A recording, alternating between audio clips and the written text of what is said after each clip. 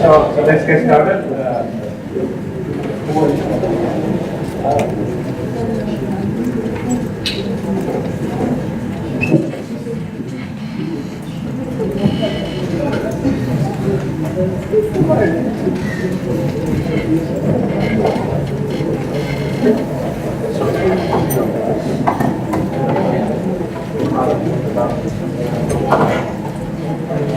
Okay, so let's get started.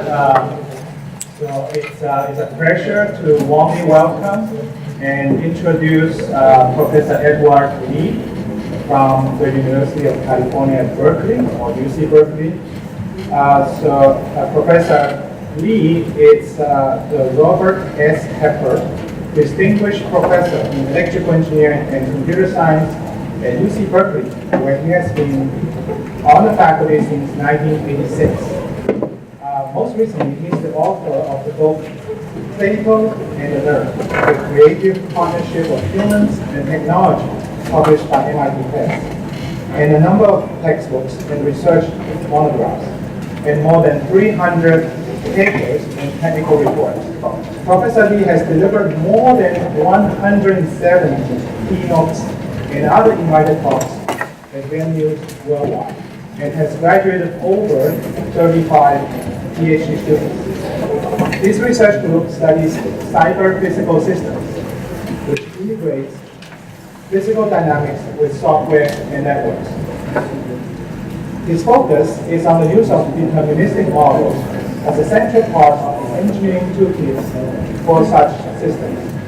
He has led the developments of several influential open-source software packages, notably Ptolemy and its various spin-offs. Professor Lee is the director of the Nye University TerraSwarm Research Center, the director of iSci-Fi, the Berkeley Industrial Cyber-Physical Systems Research Center, and is the director of the Berkeley Ptolemy Project.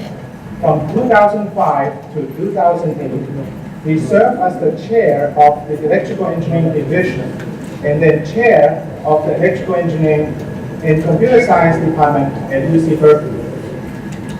He received his BS degree in 1979 from Yale with a double major in Computer Science and Engineering and Applied Science, a Science Master's degree in EECS from MIT in 1981, and a PhD in EECS from UC Berkeley in 1986.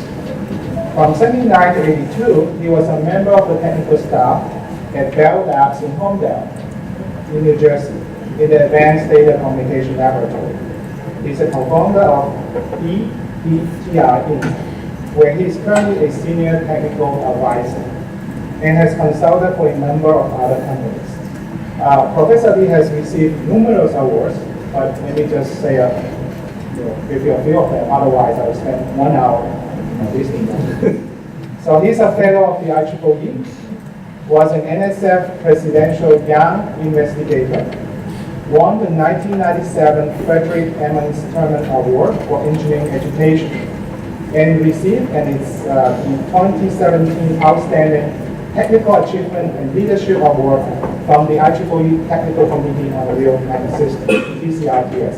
And he will give the award speech at RTSS, that's our flagship conference, Real-Time Systems, 2017 in Paris, France.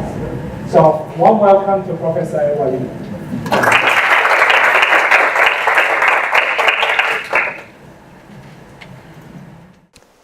Thanks very much, Albert. I asked Albert to keep the introduction short, and he completely ignored me.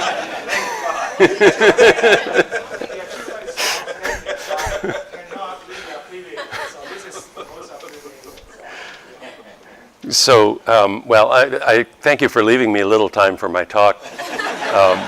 So let me get into it. So first, a little bit of background. As Albert mentioned, my focus is on cyber-physical systems, and this is where the world of computing touches the physical world. So, my primary interest is on systems where, computers are controlling often safety-critical machinery, such as cooperative robotics on a factory floor, or automotive systems, including advanced driving systems, for example, or energy production and distribution, or biomedical systems, or the software in airplanes, or in military systems, or in smart buildings. So it's a tremendous breadth of application areas, and in many ways it's much of the industrial economy these days that is somehow engaged with this world of cyber-physical systems.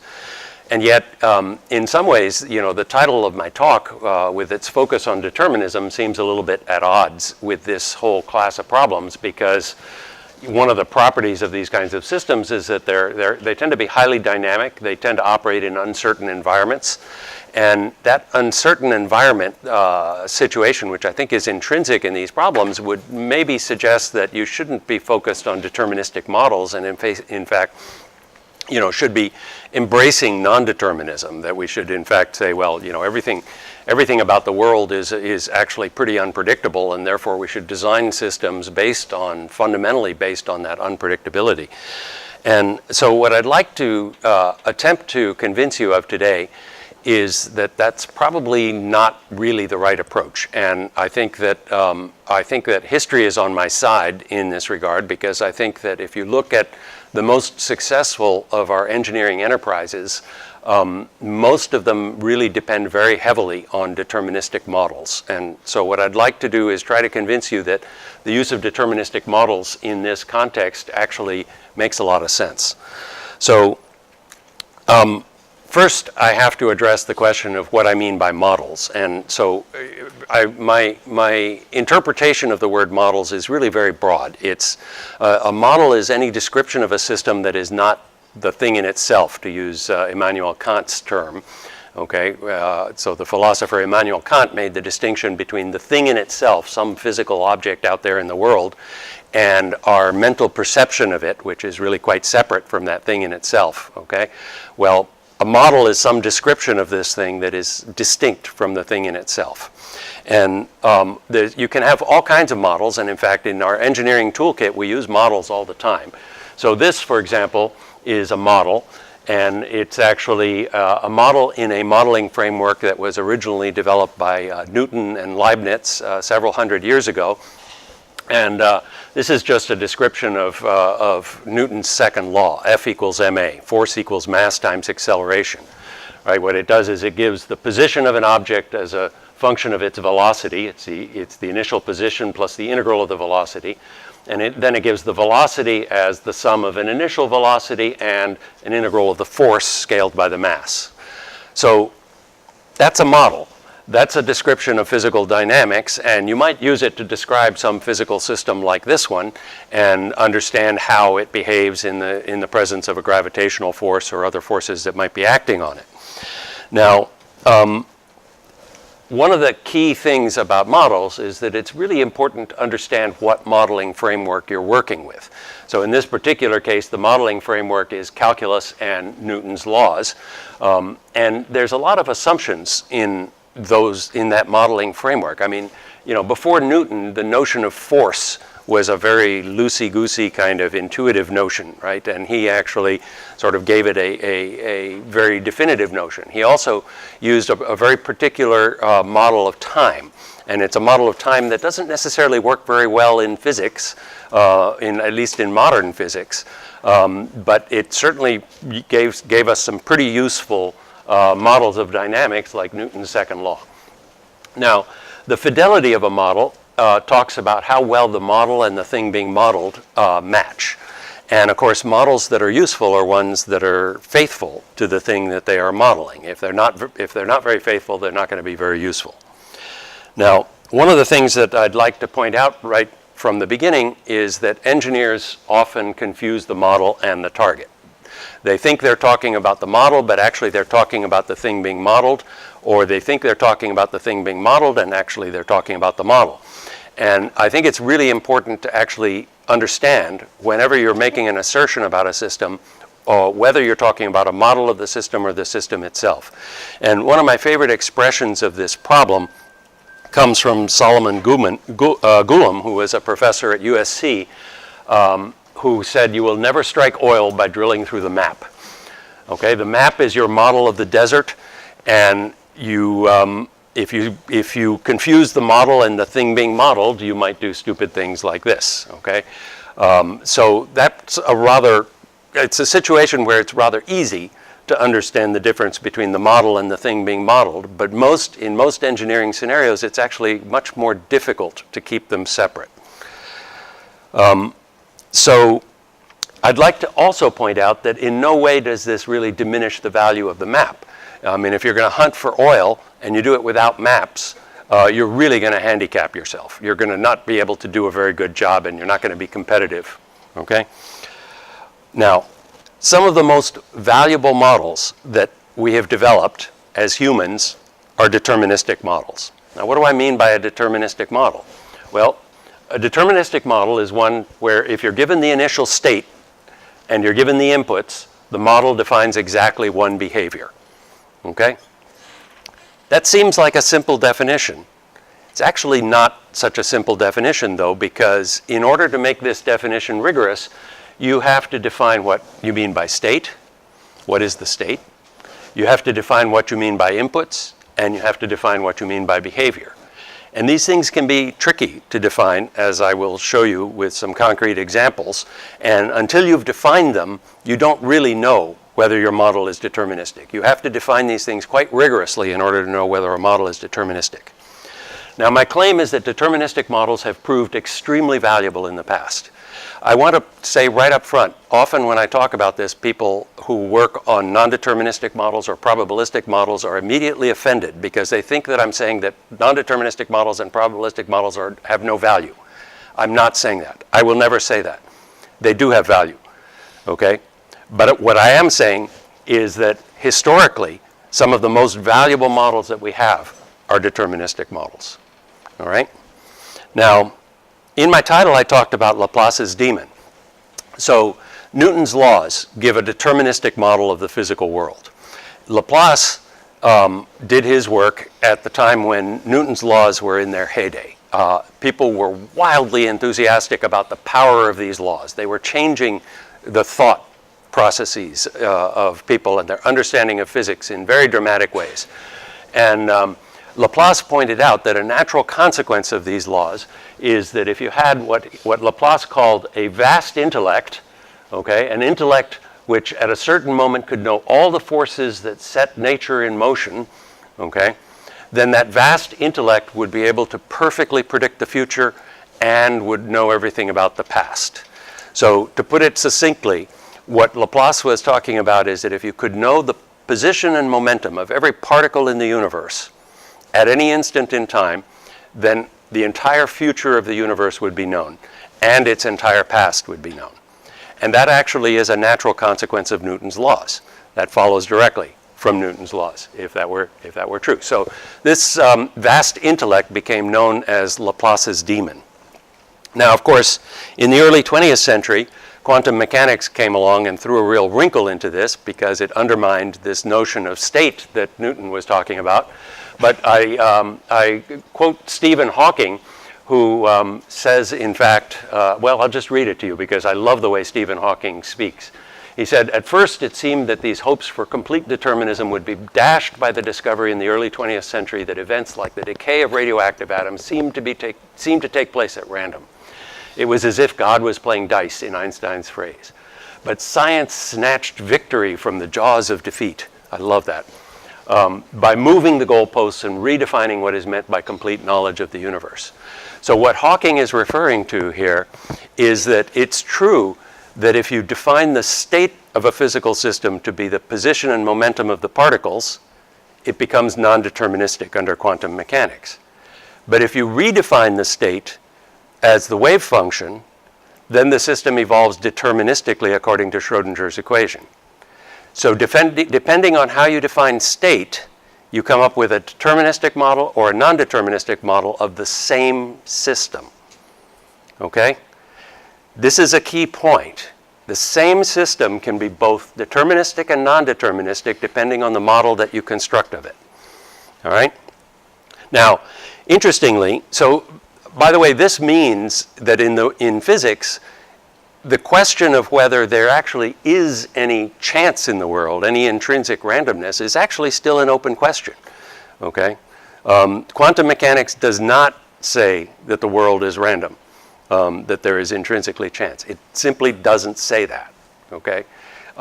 It really depends on what models you construct, and in fact, Schrodinger's equation gives you a deterministic evolution of the system under quantum mechanics.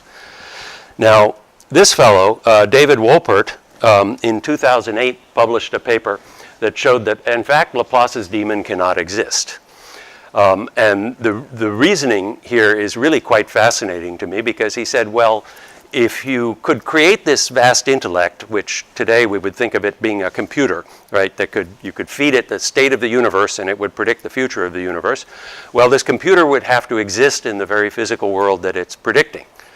And that creates a kind of self-referentiality that, if you look at the underlying logic, which is what Wolpert did, creates an incompleteness, very much like Gödel's theorem and Turing's undecidability.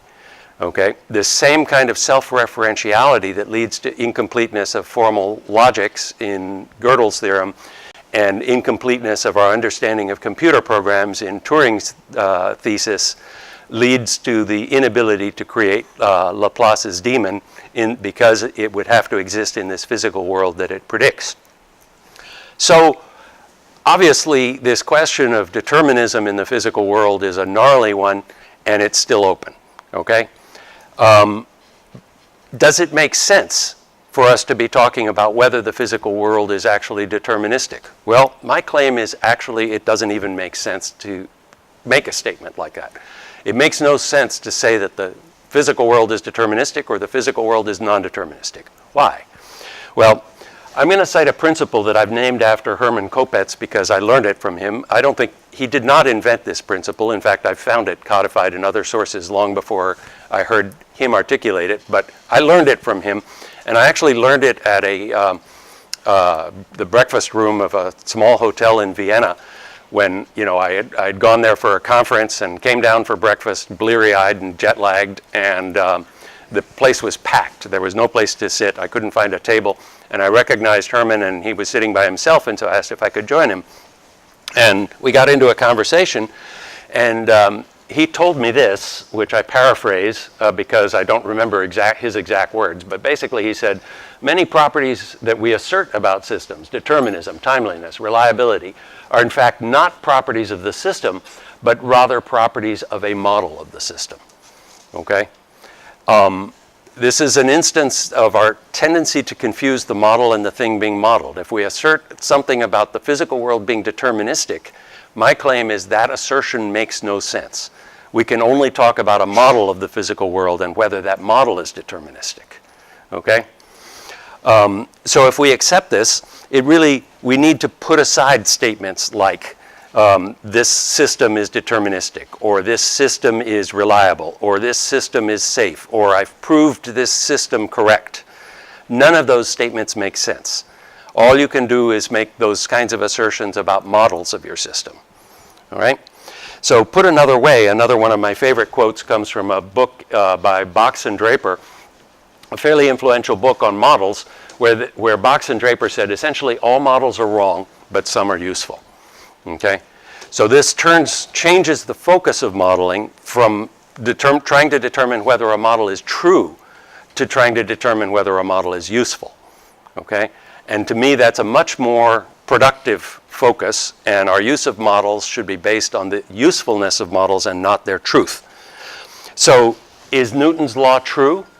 Is Newton's second law true? Well, actually, we know it's not. It fails to correctly predict the behavior of a particle, for example, that has a constant force applied to it indefinitely, because it predicts that the velocity will exceed the speed of light after a certain amount of time. And so we know that Newton's law is false, but it's exceedingly useful. And in fact, it's one of the most widely used tools in most of engineering. Any engineering that touches structures or dynamics or mechanics or anything like that, extremely useful model. It's a deterministic model. Is this a deterministic system? Nonsensical question, right? Nonsensical question. I'm not even going to try to answer that question. I can only talk about whether a model of that system is deterministic, not whether the system itself is deterministic. So coming back to cyber-physical systems and moving away from physics, right? So cyber-physical systems, of course, combine physics with computation. And here's a schematic of sort of the simplest hello world cyber-physical system of interest. So it's a system, in order to be a cyber-physical system, you have to have some kind of a physical plant. It's got to be driven by actuators. It's got to have sensors that are telling you what's going on in that physical plant. So there's some physical dynamics happening here. And then you have some computation that is reacting to the sensor data, and then maybe it's communicating over a network fabric to another computational platform that may be driving actuators, okay? So a question that we should raise, if we're going to engineer a system like this, what kind of models should we use for this system? And of course, as good engineers, we're not going to start from scratch. We're going to try to use the most successful models that have been used for the components of these systems that have a track record of success, right? So what are those models? Well, on the cyber side, software is a model. This is one of the situations where I find computer scientists very commonly confuse the model and the implementation. A lot of people think the software is the implementation. No, the implementation is electrons sloshing in silicon, okay?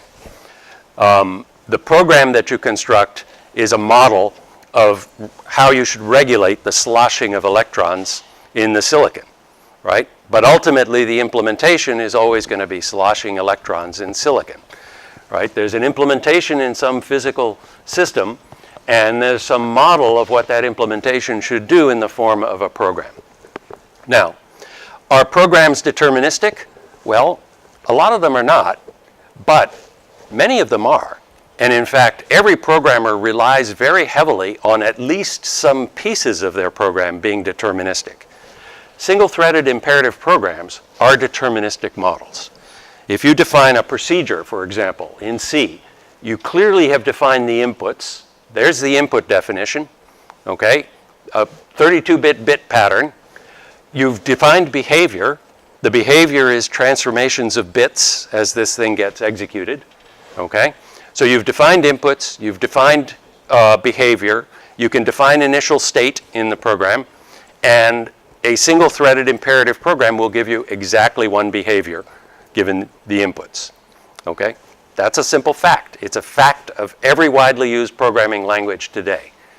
And even programming languages that admit non-determinism, for example, by allowing multi-threaded computation and so on, still they rely on big chunks of the program being deterministic. And it would be extremely difficult to write programs without that determinism, right? It would be very, very much harder. And trust me, we would not do all of our banking online if single-threaded imperative programs were not a deterministic model. We just wouldn't, right? So much of the information technology revolution, in fact, depends on the determinism of this model. Now, of course, the usefulness of this model, which is the usefulness is what we want to focus on, not the truth. Is it true that this thing will behave like this? Well, no, it's not true, right? What if this thing overheats? What if someone drops it in salt water? What if an alpha particle hits it? Murphy's Law is always going to get you, potentially. So it's not true that this thing behaves like this. But this is a pretty useful model for what this thing is going to do almost all of the time, right? So it's a useful model, not a true model. And its utility, of course, depends very heavily on the fact that we have learned how to make physical devices that are very faithful to this model. The physical device behaves like the model with very high probability. And that makes the model extremely useful, okay? So, extremely useful deterministic models. Now, these deterministic models depend on another family of deterministic models, which have also proved extremely useful. The notion of an instruction set architecture, which was invented by Fred Brooks in the 1960s and his group at IBM, they were addressing a very real business problem because they were selling computers. At the time, you could get an entry-level computer from IBM for about $80,000, okay?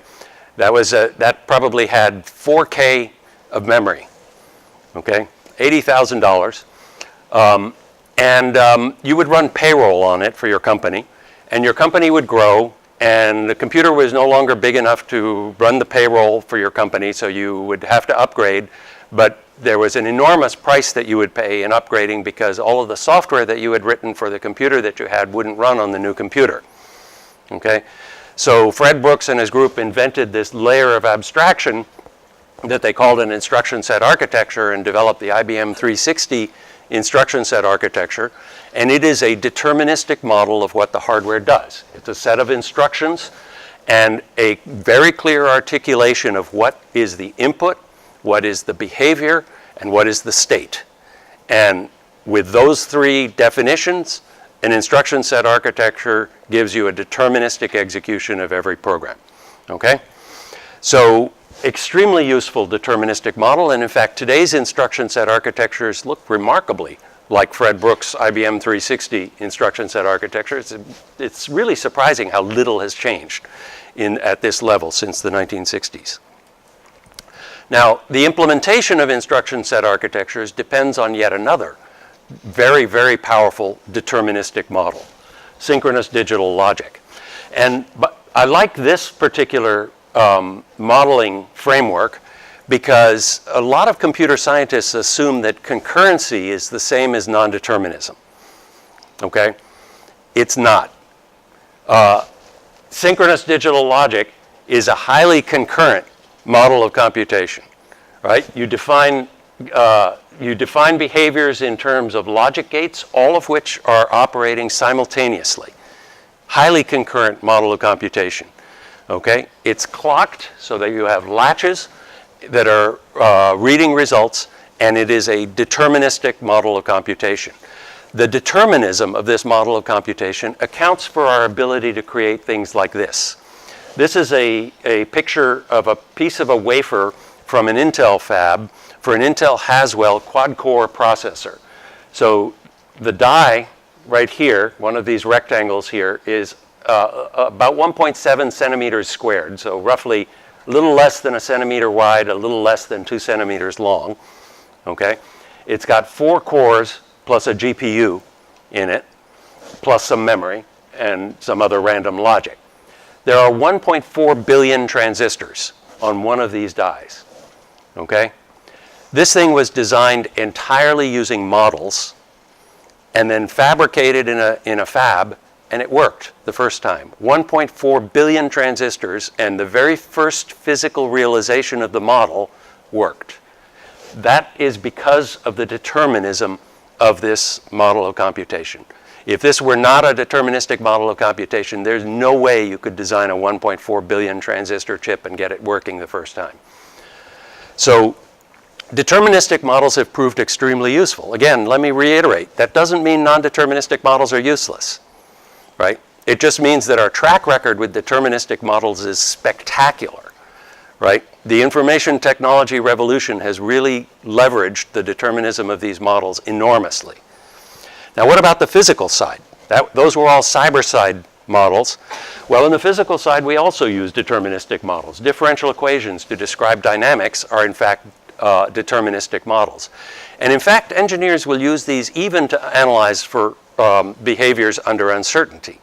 So a control engineer, for example, will use differential equations to analyze the robustness of a system, the variability on the parameters that can be tolerated and while the system remains stable, okay? That analysis depends on the determinism of the differential equation model. So you're using a deterministic model to deal with uncertainty, okay? So tremendous track record and very effective modeling technique. Now, the major problem, and to me the principal intellectual agenda for cyber physical systems, is that you take these best of class models from the cyber side and combine them with the best of class models from the physical side, and that combination is always non-deterministic. There is no way to combine these deterministic models and come up with a deterministic model from that combination. That is a problem, because it means that cyber-physical systems are unable to leverage this incredibly powerful modeling property, which is determinism, because as soon as you combine these things, you end up with non-deterministic models. Why do you end up with non-deterministic models? Well, because the models are not talking about the same things. They're incommensurable. This model is talking about the dynamics of a system in time. It's got a particular model of time, a time continuum. This model also has a model of time, single-threaded imperative programs, but it's a completely different model of time. It's a sequence of steps with no metric for progression between steps. In fact, if you look at any modern programming language, the notion of the correct execution of a program in every widely used programming language has nothing to do with how long it takes to do anything. How long it takes to do anything is irrelevant to correctness. It's simply a performance property, so if it takes too long, it might not be very useful, but it's not incorrect. Okay? So when you have programs interacting with the physical world, the time at which they take their actions is not specified by the model. Fundamentally, it's not specified because it's not expressed in the programming language. It's not part of the semantics of the language. So in effect, CPS designers have no map. Okay? Now, given this, it's actually quite remarkable that people in real-time systems have been able to be so successful. Because essentially, they're taking a technology where it has ignored time, and they're having to overlay on top of this a retrofit to try to reintroduce time somewhere much higher level in the stack. Extremely difficult thing to do. And they've been remarkably successful. So I wouldn't be here if they weren't so successful, right? I mean, it's quite surprising how safe modern aircraft are, right? I really have enormous admiration for the engineers who design these systems. I once heard a somewhat horrifying story, however, from a fellow who had worked on the Boeing 777. So the 777 was Boeing's first fly-by-wire aircraft. Boeing was a little late to the game. Airbus was making fly-by-wire aircraft in the 1980s. Okay? So fly-by-wire means that when the pilot pulls the stick or pushes the stick, a sensor reads the pilot command, sends it to a computer. The computer communicates over a network to another computer that drives an actuator that drives the flaps. The aircraft before that, when the pilot pushed the stick, he pushed oil down a pipe, which went to the back of the plane, which pushed the flap. Okay? That was a non-fly-by-wire aircraft. Those used hydraulic controls or cables or things like that. So the fly-by-wire aircraft, all modern aircraft are fly-by-wire, except really small ones sometimes. This means that you have very safety-critical software involved in the flying of the plane. Now, this engineer who had worked on the 777, so let me tell you, one thing he told me was that when an aircraft manufacturer introduces a new commercial aircraft, they expect to be making it for 50 years.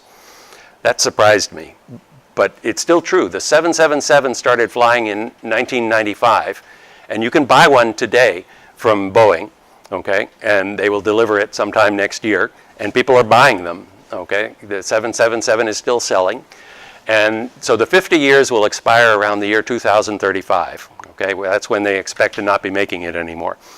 They expect it to be in the air for about 50 years after it's delivered, okay. So they're looking at a 100-year product cycle for production and maintenance.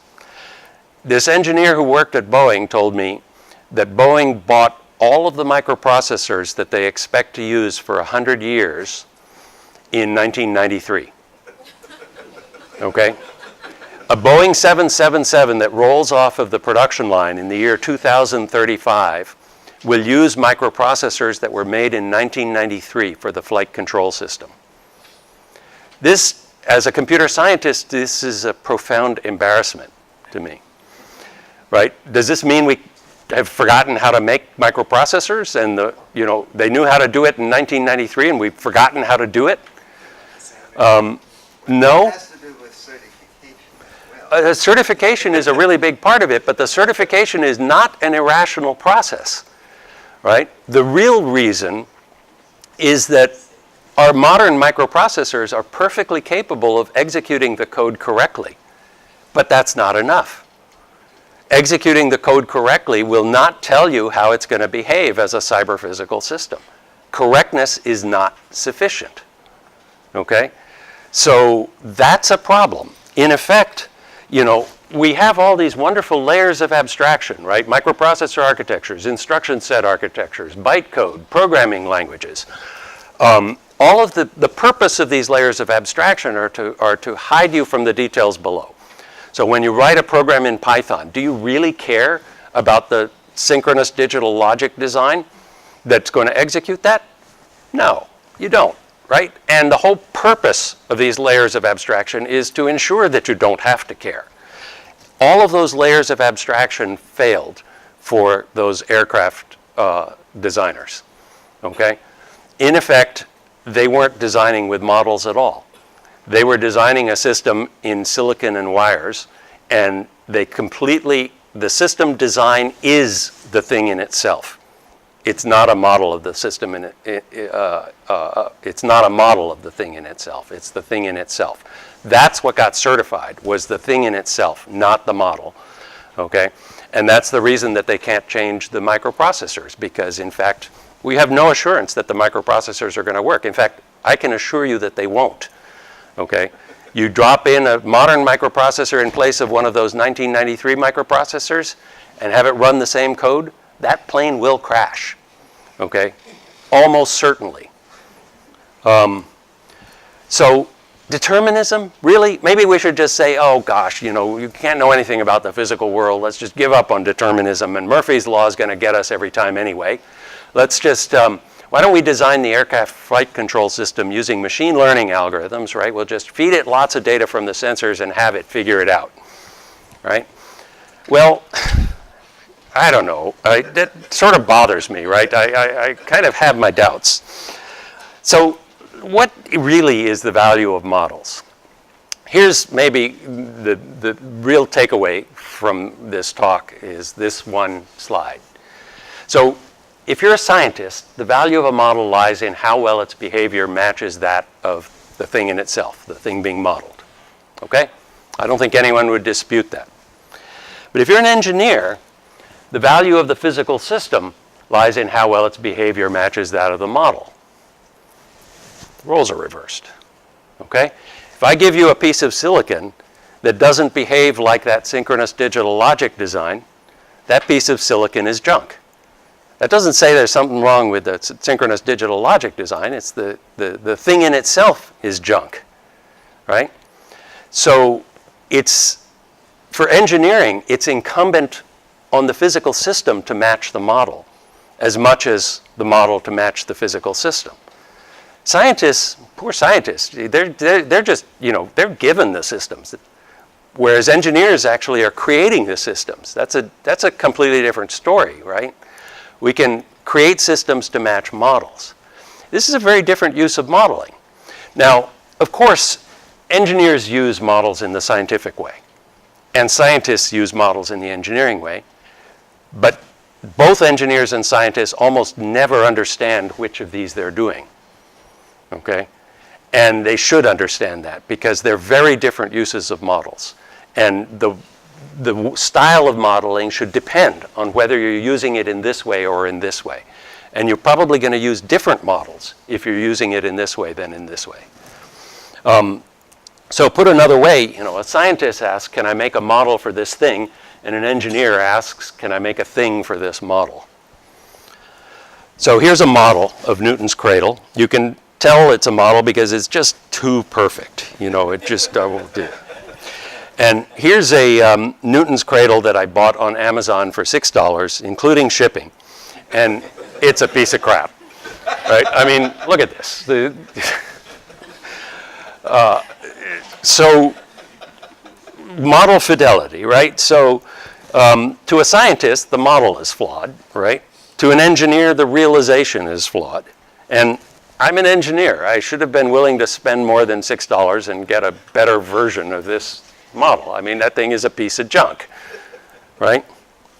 So for cyber-physical systems, we need to change the question. This is, by the way, an extremely useful research tactic in general.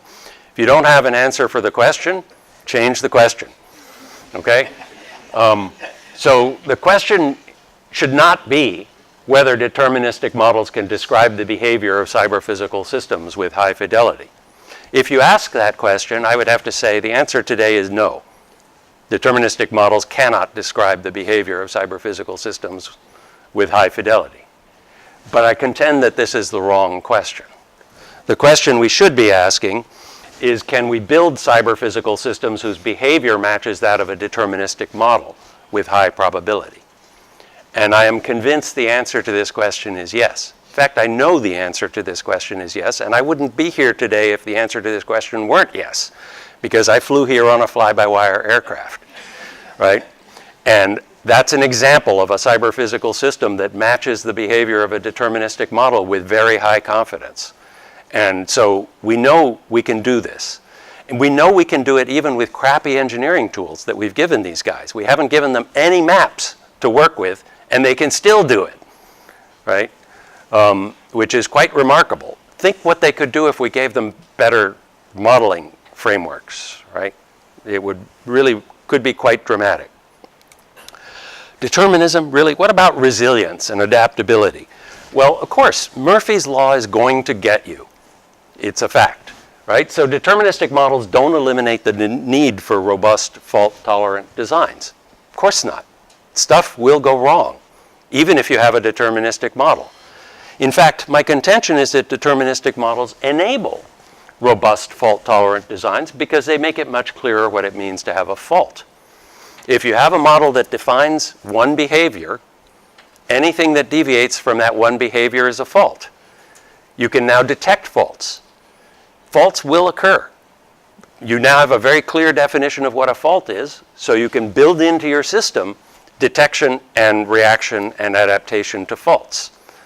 It's much harder to do that if you don't have a deterministic model. If you just have some machine learning algorithm figuring out how to fly this plane, how do you know when it's faulty, right? I mean, unfortunately, you're probably only going to know that it's faulty when it's too late to do anything about it, okay?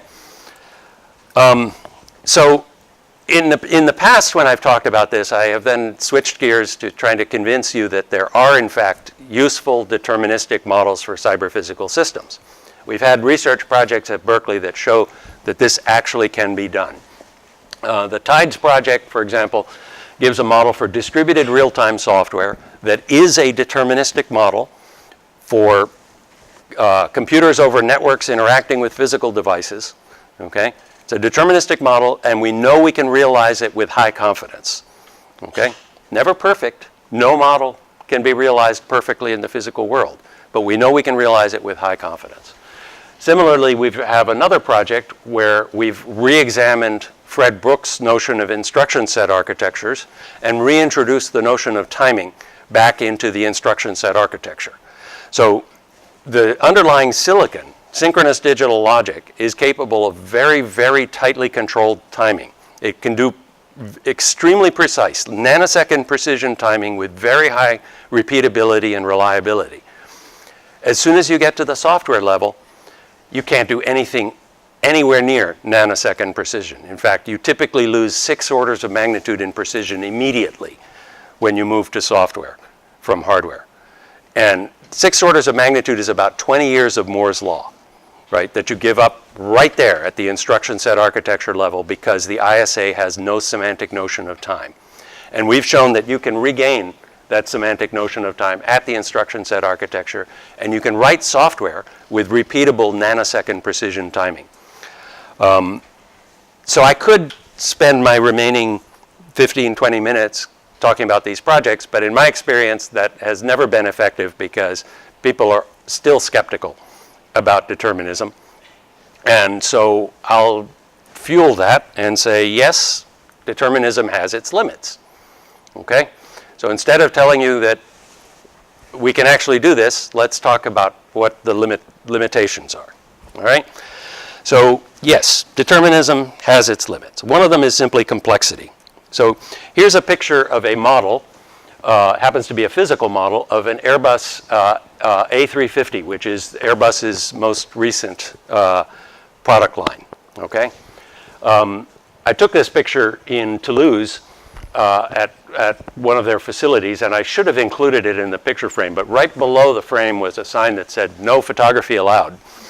And the guide who was showing me around this facility, you know, I said to him, "Gosh, I'd really love to have a picture of this. I see the sign that says, you know, no pictures allowed, but can I take a picture?" And he said, "Not if I see you." And he turned around. So I took a picture, and there it is. And this is what they call their iron wing model of an Airbus A360. And it is a complete Airbus A360, except that it doesn't have the structural elements, so it doesn't have all the I-beams and so on. It doesn't have the sheet, the covering on the wings. It doesn't have the seats in the cabin, right? It doesn't have the engines, but it does have pieces of the engines, like the electric power generators that are part of the engines are actually there. And they drive them with artificial engines, artificial engines that will drive the generators, so they power this thing up as if the engines were running, and it has all of the hydraulics, all of the wiring of the aircraft, all with the same wiring lengths as on a real aircraft, etc. And they use it mostly to test the aircraft under fault conditions. When one subsystem goes wrong, what happens with the other subsystems? Okay? It's an incredibly complicated system, and this is the best that they've been able to come up with for modeling this system. I want to point out what a notable contrast this is to the Intel Haswell. Okay, in the Intel Haswell, all of their design, all of their fault analysis was done using models, virtual models, right? Leveraging the determinism of the synchronous digital logic modeling framework, and they created a 1.4 billion transistor chip that on first fabrication worked. Okay, that's not how planes get built, and we don't have the technology to build planes that way today. I think we will tomorrow. Okay, I'm convinced we can solve this problem. But the complexity here is a very daunting challenge. Another source of complexity is simply complexity in the algorithms on the cyber side. We are going to be using machine learning algorithms. They're incredibly powerful. They're incredibly useful.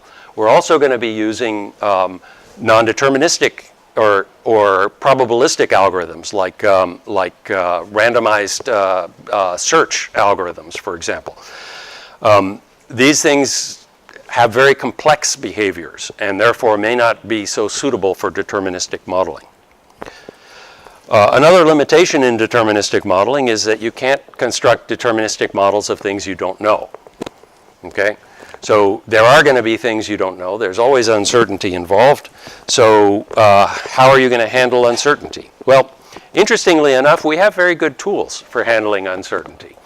Bayesian probability, which actually, interestingly enough, is mostly due to Pierre-Simon Laplace. It seems like Laplace was hedging his bets on Laplace's demon, right? Because he developed a beautiful, in fact, much of the probability theory that we use today was developed by Laplace. But there actually isn't an inconsistency. So Laplace believed that the physical world was deterministic. Okay? He believed this very strongly, and his demon is an illustration of that belief. But he also believed that probabilistic reasoning was extremely useful. Probabilistic models are useful models because his notion of probability is a Bayesian notion, where probability reflects lack of knowledge. It has nothing to do with whether there is chance in the physical world. It's irrelevant, actually, whether there is chance in the physical world. In the Bayesian interpretation of probability, probability is a measure of lack of knowledge, and that's all it is. So it's completely, so Laplace had a completely consistent point of view on this. Now, another limitation of determinism is chaos. It turns out that deterministic models are not necessarily predictable. A lot of people assume that one of the main reasons we want deterministic models is so that we can predict behaviors. But actually, many, in fact, probably most deterministic models are not actually predictable. They exhibit chaotic behavior. This phenomenon was first clearly articulated by Edward Lorenz, who was a meteorologist at MIT. And he was one of the first people to use computer simulation extensively to do weather prediction. He was doing this in the 1950s with some pretty early computers. And it was an incredibly frustrating exercise for him because at that time, you know, thermodynamics has not been quite as rapidly evolving a field as computer science, and it's a much older field. And at that time, thermodynamics was pretty advanced. And people understood the dynamics of air and weather and humidity and hurricanes and stuff like that. They had very good mathematical models for these things. And those mathematical models are much the same ones that we use today. All right? But the weather predictions were failing to predict weather more than a few days in advance. And at first he said, well, this must be some limitation in my programming. It's not, you know, it's not properly, I haven't correctly realized, you know, the differential equation solvers or something must be there. And he finally determined that no, actually it was an intrinsic property of the models, that the models are chaotic, which means specifically that an arbitrarily small perturbation in the inputs or in the initial state can have an arbitrarily large consequence in the future. Okay? And it means that even if you have a deterministic model, its predictive ability has only a limited finite horizon, and beyond that point, it fails to be predictive. And that's an intrinsic property of these models, even if they're deterministic. One of my favorite illustrations of this came from Lothar Thiele and his students that presented at EMSoft in 2015. This is a real-time scheduling problem that has been made artificial to make it more deterministic. So they artificially said, okay, we know the execution times of each piece of code. In reality, we don't, right? But they said, well, let's pretend we do, okay? And they just applied standard optimal scheduling algorithms and showed various scenarios under which you would get completely chaotic behavior in the reaction time of the software. So these are reaction times, response times to some input stimulus over time, and you can see that you wouldn't be able to predict anything here. This is a chaotic system, completely deterministic, however. So chaos means that determinism does not equate to predictability. Now, the final limitation of determinism is my own, and it's one in which I've really stuck my neck out. I stuck my neck out by publishing this paper, which says, in fact, that determinism is incomplete. Very specifically, it says that any set of deterministic models that's rich enough to encompass Newton's laws plus discrete transitions is incomplete. And I love the fact that I got this paper published in Volume 1, Number 1 of the ACM Transactions on Cyber-Physical Systems, brand new transactions, okay? So it may be the end of my career and the beginning of the journal when you guys figure out what's wrong with my reasoning here, okay? It's quite possible that this reasoning is wrong because the consequences are really fairly profound. But let me try to walk you through what I mean by this incompleteness. But let me tell you first, the consequence of this is that if you have some modeling framework that is deterministic and you want to be able to include discrete behaviors like we have on the cyber side and continuous dynamics, then your modeling framework is always going to there are always going to be corner cases, models that fail to be deterministic, okay? That as you perturb parameters in models, you could end up with, you know, you've got a deterministic model with slightly different parameters. You still have a deterministic model with slightly different parameters. You still have a deterministic model, slightly different parameters. You get a non-deterministic model, okay? So here is a very simple illustration of this in a physical context, okay? So imagine that you've got a billiard ball sitting on a frictionless surface, and you've got another billiard ball approaching it at some velocity, okay? Now, to admit discrete behaviors, what I'm going to do is I'm going to model the collision as discrete. The balls are going to collide, and it's going to be discrete. And what I mean by that is that there's an instant before the collision, and there's an instant after the collision, but the collision itself doesn't take time, okay? That's a model. And that's how I'm admitting discrete behaviors into this model. So if I use Newton's laws to understand how this collision will play out, what I have to do is determine the velocities after the collision, which are these v primes, as a function of the velocities before the collision in such a way that I conserve momentum and conserve energy. If I assume there's no energy loss in the collision, then I can just focus on kinetic energy. I don't have to worry about, heat transfer and things like that. So let's assume that and just simplify things to just focus on kinetic energy. So energy is proportional to the velocity squared, and momentum is simply proportional to velocity. Right? So if I want to determine how this system behaves after the collision, I just have to solve for these v1 prime and v2 prime, the velocities after the collision. I've got two equations and two unknowns. If I know the velocities before the collision and I know the masses of the balls, okay, then I have two equations and two unknowns. And as you know from high school algebra, two equations and two unknowns usually gives you two solutions. So in fact, in this case is no exception. You get two solutions. The first solution is that the red ball passes right through the blue ball. Okay? I call that the tunneling solution. The velocities after the collision are the same as the velocities before the collision. The second solution you can derive algebraically, and it's particularly simple if the masses are the same, because then what happens is the balls just exchange velocities. The red ball will stop and the blue ball will start moving. Okay? Now, if we disallow the tunneling solution, then we have a deterministic model. Because by disallowing this, I have reduced the scenario to one where the model defines exactly one behavior. Okay? But now what happens if I have three balls? Okay? I've got two balls approaching the center ball at the same velocity from opposite sides, and suppose that they collide simultaneously with the ball in the middle. How would you handle this? Well, I hope you guys all have the same intuition that I do, which is that if the masses are all the same, what's going to happen is the balls will collide and they'll just bounce away at the same speed, and the ball in the middle will stay still. Okay? Turns out that's not the only solution, however, that conserves momentum and energy. But I have a deterministic solution for two collisions, for a two-ball collision. Could I use that to build a deterministic solution for a three-ball collision? Well, almost. Okay?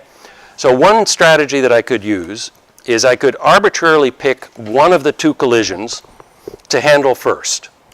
Okay, so let's handle the left collision and ignore the right collision temporarily.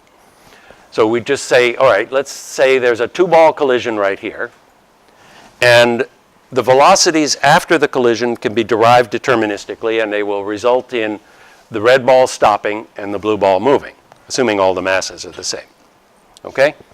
Now the key to this strategy is I'm not going to let time elapse, and now I have a new collision.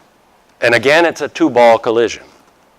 Okay? I don't let time elapse. Newton's laws all involve integration, right? States evolve according to integrals. If time doesn't elapse, nothing changes in Newton's laws. So this should be okay, right? Just don't let time elapse. Handle the second collision now, all right?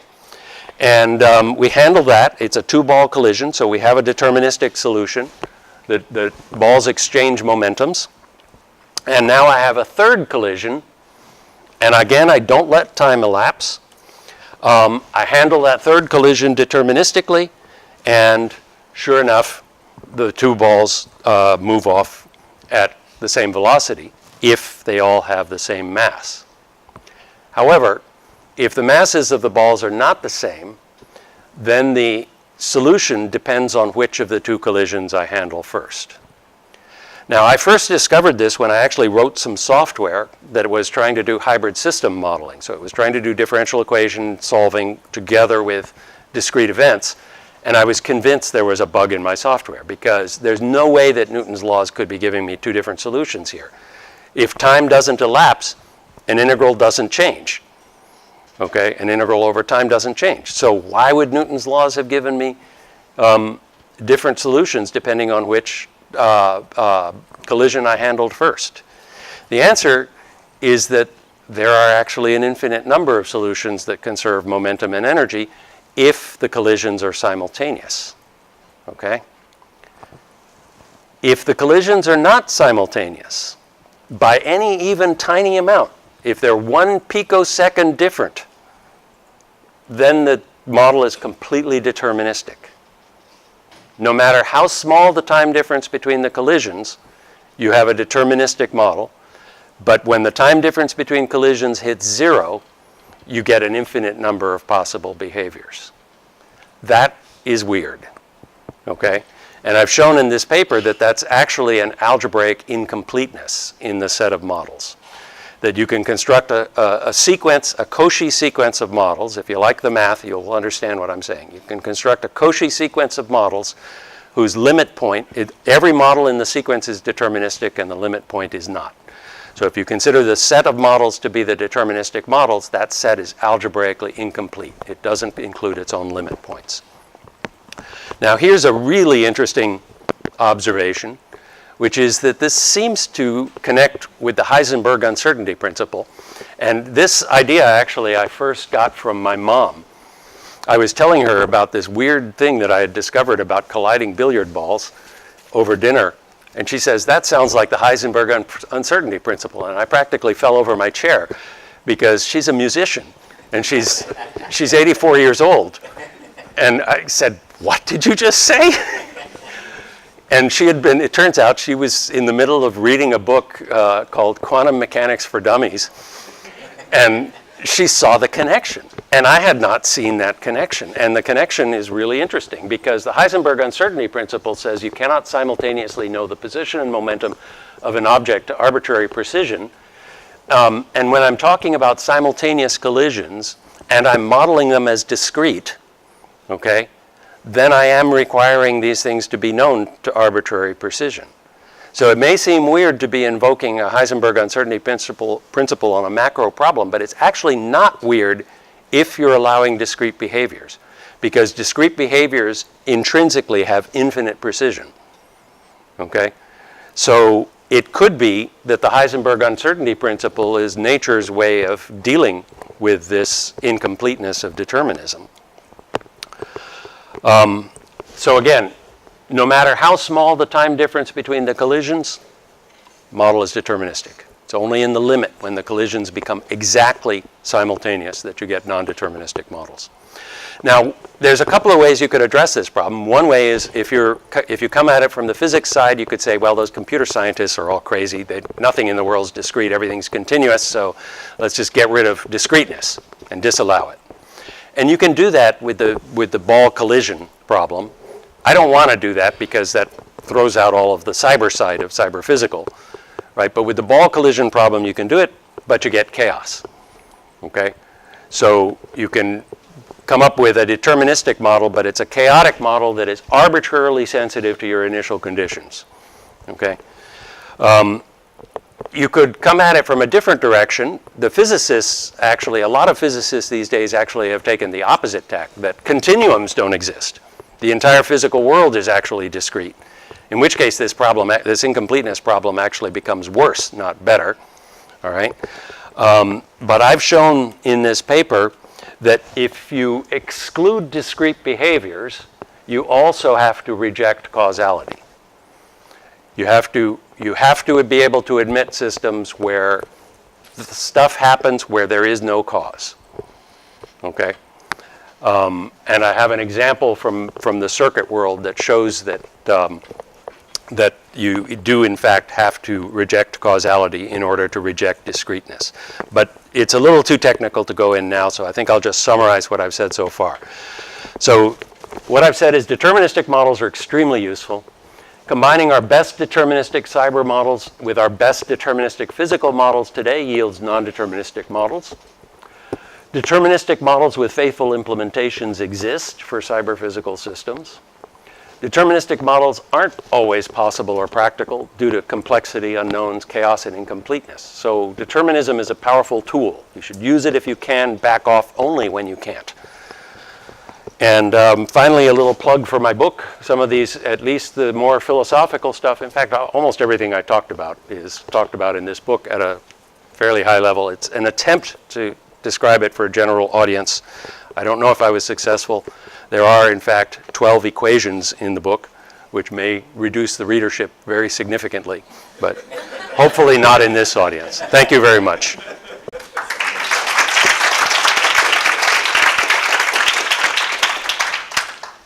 have time for maybe 2 short questions.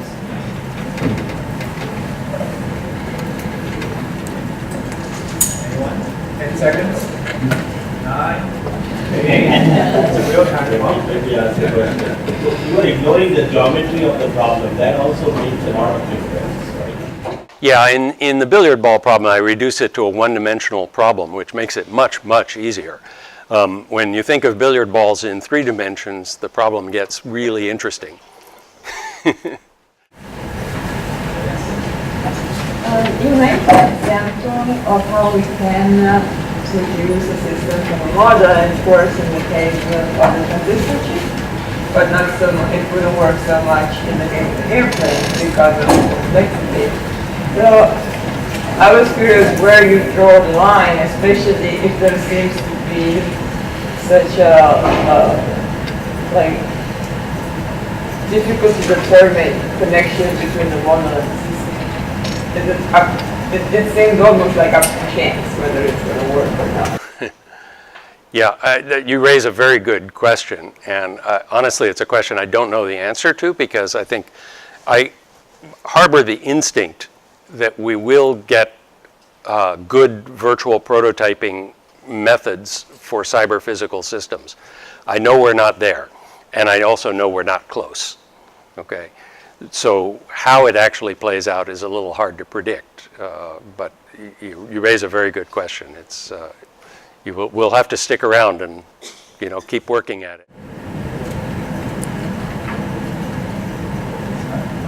Very interesting talk. You mentioned that determinism does not imply predictability. But is that a weakness?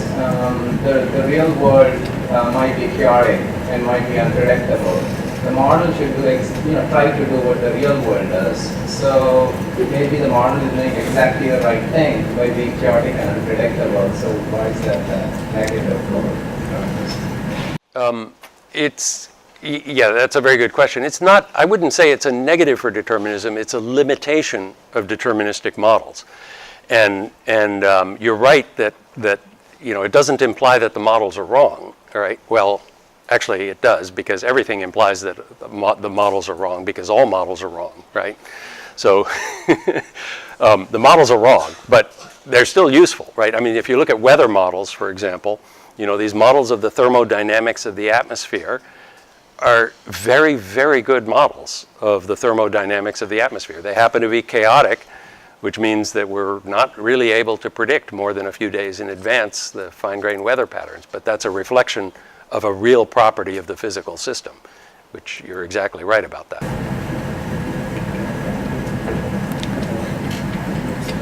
No further questions?